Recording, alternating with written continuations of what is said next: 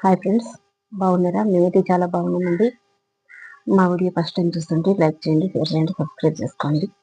మనల్ని అర్థం చేసుకునే వారితో మనం ఎక్కువగా వాదించవలసిన అవసరం ఏమీ లేదు. మనం నిజంగా కావాలనుకునే వాళ్ళ దగ్గర ఎవరేం చెప్పినా కూడా భయపడనక్కర్లేదు. అలాగే నిన్ను ఇష్టపడిన వాళ్ళ దగ్గర నువ్వు సంజాయిషి అడగనక్కర్లేదు. నువ్వు ఎంత ప్రేమను చూపిస్తున్నావని పదే పదే చెప్పనక్కర్లేదు. నువ్వు వద్దనుకున్న వాళ్ళు వెంటపడి సమయం వృధా చేసుకోవాల్సిన అవసరమూ లేదు. నువ్వంటే పడిన వాళ్ళకి నువ్వంటే ఏంటో నిరూపించే ప్రయత్నం చేసుకునే పని లేదు. ఎందుకంటే బంధం అంటే ఇక్కడ ఇద్దరి మనుషుల కలయిక కాదు, వారి యొక్క మనసుల కలయిక. ఈ రోజు నీది, రేపు నీ కళ, వచ్చే నెల నీ భ్రమ. ఎవరు అవునన్నా కాదన్నా ఇదే నిజం. మరి ఎందుకు ఎప్పుడో చేసే దానికోసం అంత తీవ్రంగా ఆలోచించి గొప్పగా మొదలైన ఈ రోజుని నువ్వు కనీసం పట్టించుకోవడం కూడా లేదు. ఈ క్షణం నీ చేతిలో ఉంది. ఇది నీ సొంతం. ఈ క్షణాలను వదలకు. ఎందుకంటే రాబోయే కాలం ఏం తీసుకువస్తుందో తెలియదు. కానీ ఇక్కడే సంతోషాలను, అనుభవాలను మూటగట్టి రేపటి కోసం ఎదురు చూడు.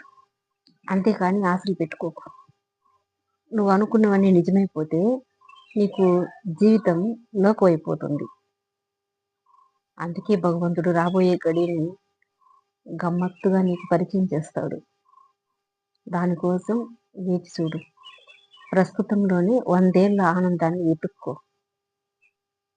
ప్రతి అడుగులోనూ ఎన్నో అనుభవాలు ఉంటాయి. సంపాదించాలి. ఎవరికి ఏ లోటు లేకుండా చూసుకుంటూ ఉండాలి.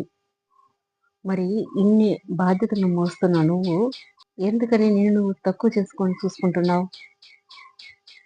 కోరుకున్న ప్రతిదీ నువ్వు సాధించలేకపోవచ్చు, కానీ నువ్వు సాధించినవన్నీ గొప్ప గొప్ప విజయాలే. నీ దినదిన యుద్ధంలో ఒక మధ్యతరగతి కుటుంబాన్ని లాక్కొస్తున్న యోధుడివి నువ్వు. అలాంటి నీ దాటేది ఎవడు? నీతో పోటీ పడేవాడు. నువ్వు ఒక్క అడుగు వెనక్కి వేస్తే అది నీ పరిస్థితి వల్ల కావచ్చు.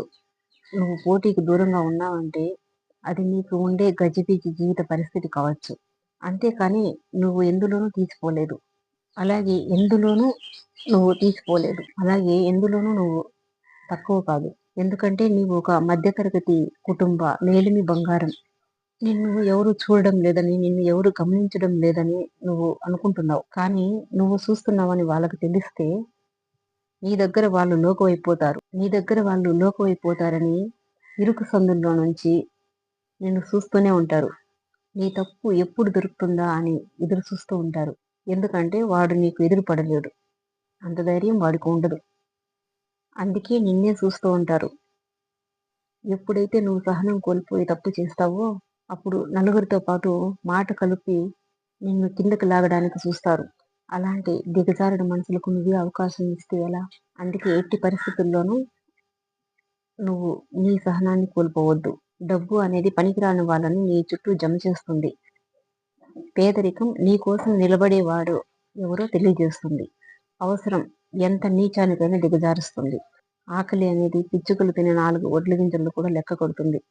కరువు అనేది అంతకు ముందు నువ్వు అనుభవించిన ప్రతి చిన్న సదుపాయానికి కూడా విలువ కడుతుంది. కానీ ఉన్నప్పుడు వాటి విలువ మనకు తెలియదు. ఇక దొరకవు, దరి చేరువు అనుకున్నప్పుడే వాటి విలువ మనకి సరిగ్గా అర్థమవుతుంది. Thank you for watching.